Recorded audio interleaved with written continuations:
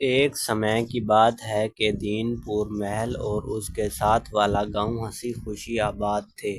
ایک دن بادشاہ میثم اپنے وزیر سے کہتا ہے کہ ہمیں اتنے سال ہو گئے ہیں یہ ریاست سنبھالے ہوئے، لیکن ابھی تک ہمارے پاس کوئی آدمی یا عورت شکایت لے کر نہیں آئے ہیں۔ بادشاہ میثم وزیر سے کہتا ہے کہ کوئی ایسی ترکیب بناؤ جس سے لوگ ہمارے پاس شکایت لے کر آئیں۔ تو وزیر کہتا ہے کہ جناب آپ ان لوگوں پر ٹیکس لگا دیں۔ اگلے دن میثم بادشاہ کا سپاہی بازار میں جاتا ہے اور کہتا ہے کہ ہر آدمی پر اگلے مہینے 10 روپے ٹیکس ہوگا۔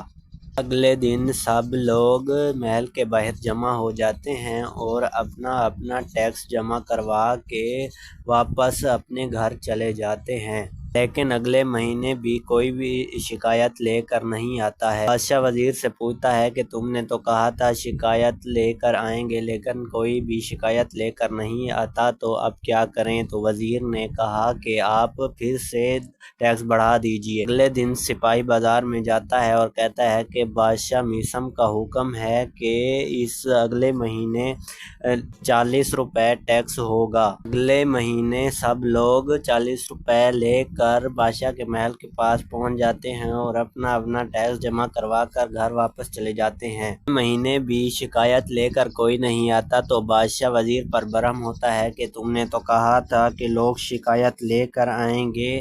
تو وزیر کہتا ہے کہ جناب آپ ٹیکس جمع کروانے والا ایک ڈنڈا اور 100 روپے جمع کروا کے جائے گا۔ سپاہی عوام کو بتاتا ہے کہ بادشاہ سلامت نے کہا ہے کہ 100 روپے اور ایک ڈنڈا جو ٹیکس جمع کروانے آئے گا وہ کھائے گا۔ اگلے مہینے لوگ لائن میں کھڑے ہو جاتے ہیں، ہر کوئی اپنا اپنا ٹیکس جمع کروا کے اور اپنے حصے کی مار کھا کے اپنے اپنے گھر کو لوٹ جاتا ہے۔ اگلے دن لوگ دربار میں پہنچ جاتے ہیں تو وزیر کہتا ہے کہ میں نے کہا تھا نا بادشاہ سلامت، دیکھیے آج لوگ شکایت لے کر آئے ہیں۔ تو وہ لوگ کہتے ہیں کہ بادشاہ سلامت ہم مار کھانے کے لیے تیار ہیں، مگر جو لوگ آپ نے مار کھانے کے لیے رکھے ہیں وہ ہمیں آہستہ ڈنڈے مارتے ہیں اور ہمارا وقت ضائع ہوتا ہے۔ بادشاہ کہتا ہے کہ یہ مسئلہ تمہارا حل ہو جائے گا۔ سارے لوگ چلے جاتے ہیں تو بادشاہ کہتا ہے کہ